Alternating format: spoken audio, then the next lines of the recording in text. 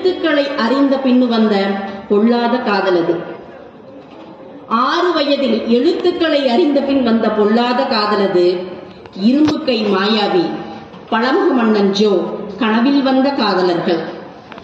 கோகுலம், அம்புலி மாமா, பாலமித்ரா, முதல் நேசம் கொண்ட காதல். அடுத்து துப்பறியும் காதல் வந்தது. விவேக் ரூபலா, வைஜந்தி, நரேந்திரன், பிரசன்னா, லதா. அடுத்து பருவ வயதில் ரமணிச்சந்திரன் மேல் காதல் வந்தது. பாட புத்தகத்தில் ஒளித்து வைத்து வகுப்பறைக்குள் உலா வந்த காலங்கள். அடுத்து நாஞ்சில் நாடான், அசோகமித்திரன், எஸ் ராமகிருஷ்ணன், இப்படி புத்தகங்கள் மாறிக்கொண்டே இருந்தாலும், எழுத்தாளர்கள் மாறிக்கொண்டே இருந்தாலும், என்னுடைய கடைசி சுவாசம் வரைக்கும் ஆன்மாவுடைய பெருங்காதல் புத்தகம் மட்டும்தான். அந்த புத்தகம் மட்டும்தான் வாழ்க்கையை மாற்றிய என்னுடைய முதல் ஜீபூமா மந்திரம். ஏன்னா ஒரு விரிவுரையாளராக ஒரு வகுப்பறைக்குள் உட்கார்ந்துகிட்டு நான் எடுக்க வேண்டிய பாடம் electronics and communication. Modulation is the process of changing the parameters like amplitude, phase, frequency அப்படின்னு சொல்லிட்டு இருந்தேன்னா இன்னைக்கு வந்து குழந்தைகளுக்கு ஒரு காடு இருந்துச்சு, அந்த காட்டுல ஒரு சிங்கம் வந்துச்சு. இப்படி என்ன மாத்தினதும் புத்தகங்கள் தான். ஆண்டன் செஹாவ் வந்து ஒரு கதை எழுதியிருக்காரு, வீட்டில் அப்படின்ற ஒரு கதை. அந்த கதை என்ன அப்படின்னா, செரியோலா அப்படின்ற ஒரு சிறுவன், 7 வயது சிறுவன், அவன் சிகரெட் குடிச்சிட்டான். எப்படி இருக்கும் பெத்தவங்களுக்கு, சின்ன குழந்தை சிகரெட் பிடிக்கிறான்னு கேட்ட உடனே கோபம் வருமா? அட்டிச்சு சும்மா பிரிச்சு மேயலாமா அப்படின்னு கோபம் வரும். தாதி பெண் வந்து சொல்றாங்க, அவர் அரசு வழக்கறிஞரா இருக்காரு, அப்பா அம்மா கிடையாது. சார், தம்பி செரியோலா சிகரெட் குடிச்சதை பார்த்தேன் அப்படின்னு சொன்ன உடனே இவருக்கு ஷாக். 7 வயசு, எப்படி எடுத்திருப்பான் அப்படின்னு அப்போ ஒரு சொல்றாங்க, உங்க டேபிள் இருந்துதாங்க சார் எடுத்தாங்க. அப்ப குற்றம் எங்க தொடங்குது? வீட்டில். குழந்தை எங்கிருந்தும் கத்துக்கல, அப்பாவோட டேபிள். அப்ப அப்பா புகைப்பிடிப்பார். அது ஆண்டன் செஹாவ் அழகாக அந்த வார்த்தைகளை கொடுத்திருப்பாரு. அடுத்த குழந்தைக்கு எப்படி அந்த சிகரெட் பழக்கத்தை விடுவிக்கணும் அப்படின்னு பேசிட்டு இருக்கும் பொழுது அவர் சொல்லுவாரு, சிகரெட் குடிச்சா நுரையீரல் கெட்டுரும் அப்படின்னு நிறைய தயார்படுத்திக்கிட்டு வர்றாரு.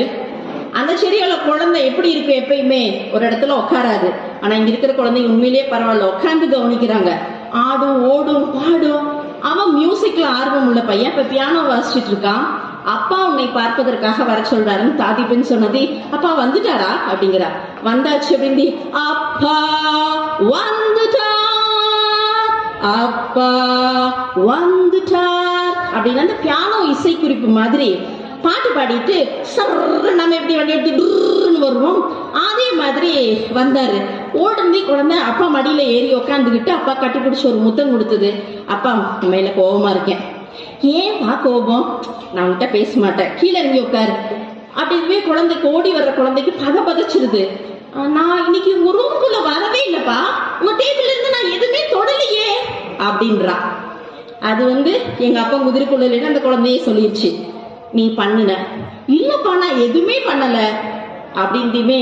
இல்ல கண்ணா நீ பொய் பேசுற அப்படின்னு சொல்லிட்டு, நீ இன்னைக்கு சிகரெட் குடிச்சதானே அப்படின்னு குழந்தைக்கு ஓஹோ அப்பா தெரிஞ்சுக்கிட்டாருன்னு.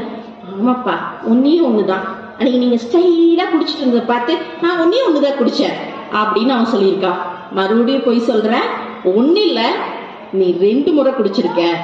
ஆமாப்பா ஆமாப்பா, இன்னைக்கு ஒரு நாள் அன்னைக்கு ஒரு நாள் 2 குடிச்சேன்பா அப்படின்னு அந்த குழந்தை சொல்லுது. அப்பா சொல்றாரு, நுரையீரல் இதாயிரும், காச நோய் வந்துடும். இந்த குழந்தை கவனிக்கவே இல்லை, போய் உட்காந்து செவுருல கிறுக்க ஆரம்பிச்சிருச்சு.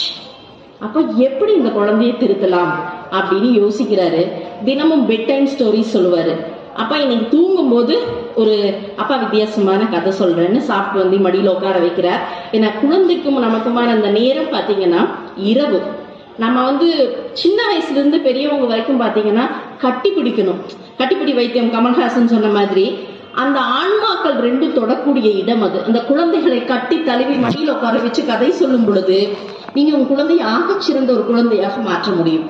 அப்போ உட்கார வச்சு, ஆனா ஒரு நாட்டுல ஒரு ராஜா இருந்தாராம். அந்த ராஜாவுக்கு ஒரு பையன் இருந்தானா, உன்ன மாதிரியே ரொம்ப நல்ல பையன், பொய் பேச மாட்டான், அப்பா டேபிள்ல இருந்து எதுவும் எடுக்க மாட்டான். ஆனா அவங்கிட்ட ஒரே ஒரு கெட்ட பழக்கம் இருந்துச்சுக்கண்ணா. என்னப்பா? அவன் சிகரெட் பிடிப்பான் அப்படின்னு சொல்றான். ஆனா அவங்க அரண்மனை எப்படி இருக்கும் தெரியுமா?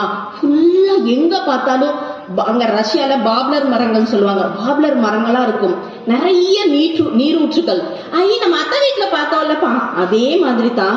ஆனா இதெல்லாம் இந்த பாப்லர் மரத்தோட உயரத்தை தொட்டுட்டு வர அளவுக்கு நீரூற்று அவ்வளவு வேகமா போகும். அது இருக்கு. மரங்கள் இருக்கிறதுனால நிறைய நிறைய பறவைகளோட சத்தம் அங்க கேட்டுக்கிட்டே இருக்கு. ஒரு ரம்மியமா இருக்கு அந்த உலகம். ஆனா அது அப்படியே தலைகீழ மாறிச்சு தெரியுமா? ஏன்பா என்னாச்சுப்பா அப்படின்னு கேக்குறான். அவனுக்கும் மரம் பறவைகள் எல்லாம் ரொம்ப பிடிக்கும். அப்ப சொல்றாரு, அந்த பையன்கிட்ட சிகரெட் பிடிக்கிற பழக்கம் இருக்குன்னு சொன்னேன்ல, சின்ன வயசுல தெரியல, சிகரெட் பிடிச்சு பிடிச்சு பிடிச்சு 20 வயசாகும் போது காச நோய் வந்து இறந்துட்டான். அப்புறம் அப்பாவை பார்த்துக்க யாரும் இல்ல, அப்பா வயசாகி பார்த்துக்க ஆள் இல்லாம அப்பாவும் இறக்க இந்த அரண்மனையை யார் பார்த்துக்குவா? மரங்கள் எல்லாம் அழிஞ்சிருச்சு, அந்த நீரூற்று அப்படியே வீணா போயிடுச்சு, மரங்கள் இல்லாதனால பறவைகளும் வரல அப்படின்னு அப்பா சொல்லி முடிச்சாரு.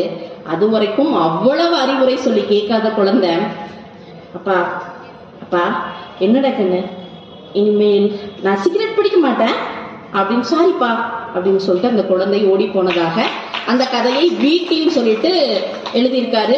அது வெங்கட சுப்ரநாயக்கர் அவர் வந்து மொழிபெயர்த்த ஆகச்சிறந்த ஆண்டன் ஷெகாவின் சிறுகதைகள்னு 13 கதைகள் தொகுப்புல அந்த கதை வந்திருக்கும். அப்போ அவ்வளவு விஷயம் சொல்லி திருத்த முடியாத ஒரு குழந்தையை ஒரு கதையை சொல்லி திருத்த முடிந்தது. இதுல இருந்தே அந்த கதை என்ன பண்ணும் போது நீங்களும் கூட பாடணும். பண்ணுவீங்களா? செய்வீர்களா? செய்வீர்களா? ஓகே, இது வேற எங்கேயோ போயிட்டீங்கன்னு நினைக்கிறேன். இது அரசியல் தான் இல்லைங்க.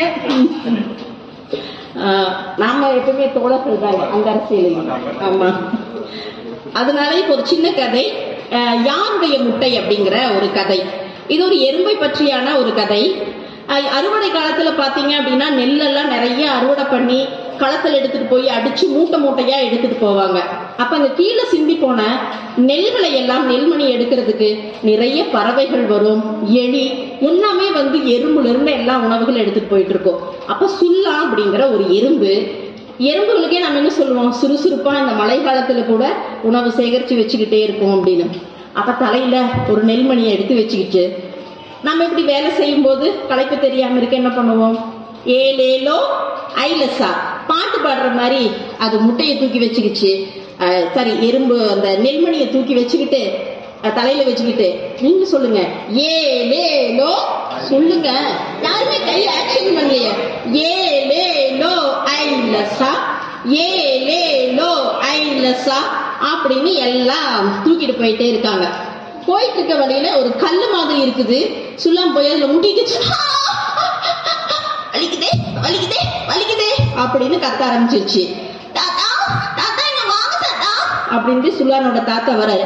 என்னடா கண்ணு, எல்லாரும் நெல்மணி எடுத்துட்டு இருக்கீங்கள, நீ எதுக்கு சத்தம் போட்டுட்டு இருக்கிற அப்படின்ட்டுமே, தாத்தா இந்த கல்லு என்ன முட்டிச்சு தாத்தா. டேய் கண்ணாடா உன்னை முட்டுச்சு, கண்ணு தெரியாம நீ போய் கல்லுல முட்டிட்டு, தாத்தா இது என்ன கல்லு உத தாத்தா நீ அப்படின்னு. டேய் சொல்லலாம், இது கல்லுடா, ஒரு பறவையோட முட்டடா. என்னது முட்டையா? ஆமா, இது ஒரு வாசம் வருது, பறவையோட முட்டை தான் அப்படின்னு. திடீர்னு இந்த குழந்தைகளுக்கே ஒரு இயல்பு இருக்கும் பாத்தீங்களா, நாம அதோட நிறுத்திடுவோம், அடுத்த கட்டத்தை யோசிக்கும். தாத்தா என்ன காணும்னா, எங்க அம்மா அழுவாங்கல்ல, இந்த முட்டைய காணும்னா அதோட பறவை ரொம்ப வருத்தப்படும்ல, இந்த முட்டையை கொண்டு போய் பறவை கிட்ட சேர்த்திடலாமா அப்படின்னு கேக்குது. ஏண்டா புல்லாத வேட, எத்தனையோ பறவை வருது, கிளி வருது, குயில் வருது, காக்கா வருது, பருந்து வருது, கரிச்சாம் வருது, இதுல எது நம்ம எப்படி கண்டுபிடிக்கிறது? தாத்தா தாத்தா கொஞ்சம் கஷ்டப்பட்டா குத்துறல தாத்தா, ஆனா எப்படா நாம இந்த முட்டைய தூக்க, எப்படிங்க என் ஃப்ரெண்ட்ஸ் வர சொல்றேன்னு அப்படின்னு ஒரு விசில் அடிச்சுதான். உடனே எங்க இருந்தோ எல்லா எறும்புகளும் வந்துருச்சு. எல்லாத்துக்கிட்டையும் சொல்லுது, இதை கொண்டு போய் முட்டைய சேர்த்துருவோம் அப்படின்னு. எல்லா எறும்புங்களும் சேர்ந்தோம் அந்த முட்டையை தூக்கி நீங்க தலையில வைங்க, நீங்களாம் தான் இப்ப எறும்பு, தலையில வைங்க. வச்சுட்டு முட்டையத்தான் அம்மாவிடம் கொண்டு சேர்ப்போம், சத்தமே வரலீங்களே, அம்மாவிடம் கொண்டு சேர்ப்போம், டண்ட நக்கா டனக்கு நக்கா டண்ட நக்கா இருக்காங்க. போயிட்டே இருக்கீல சல்லுன்னு அப்படின்னு ஒரு காக்கா அங்க பறந்து வருது.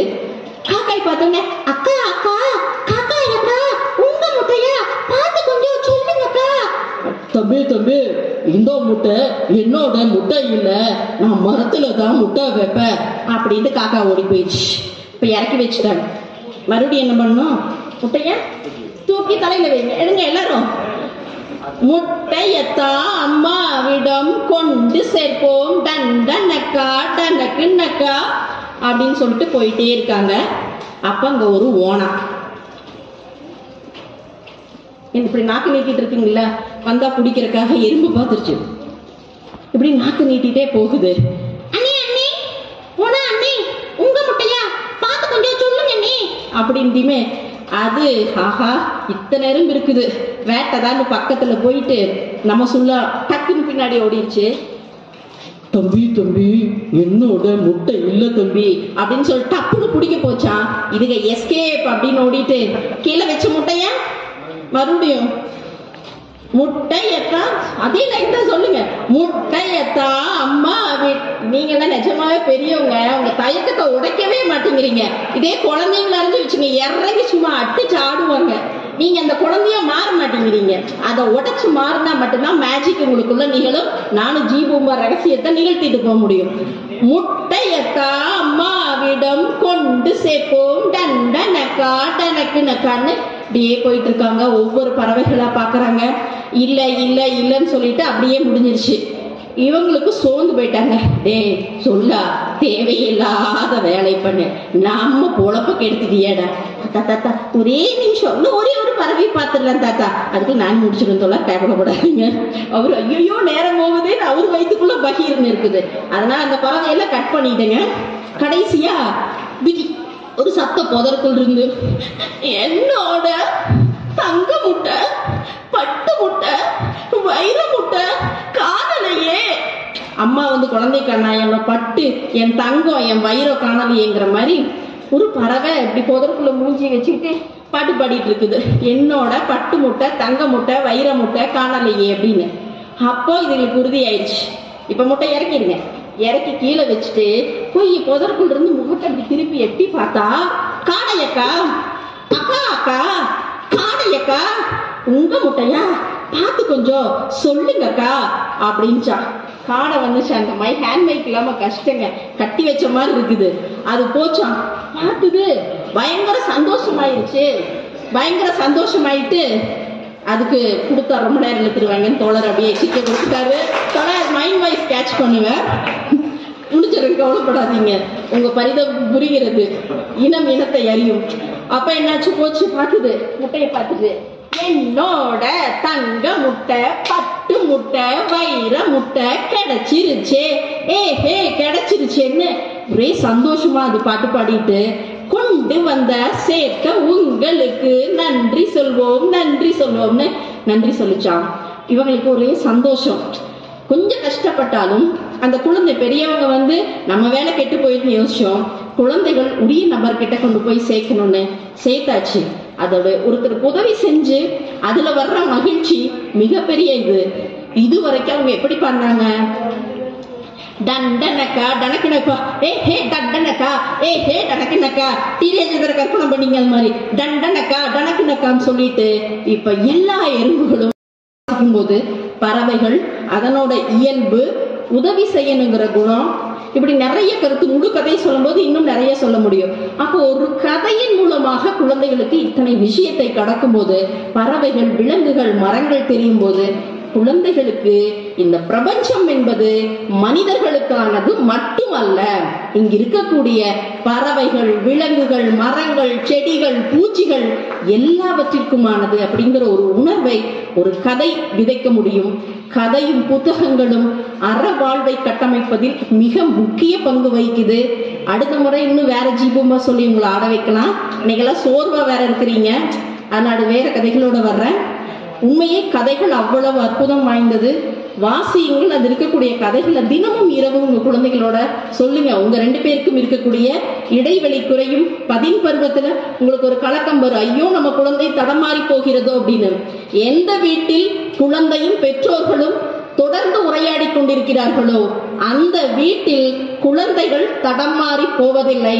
அந்த மேஜிக்கை நிகழ்த்தக்கூடியது ஜீ பூம்பா. கதைகள் கதைகள் கதைகள் என்று சொல்லி இந்த நல் வாய்ப்பை வழங்கிய அனைத்து நண்பர்களுக்கும் நன்றி கூறி விடைபெறுகிறேன். நன்றி, வணக்கம். எல்லாரும்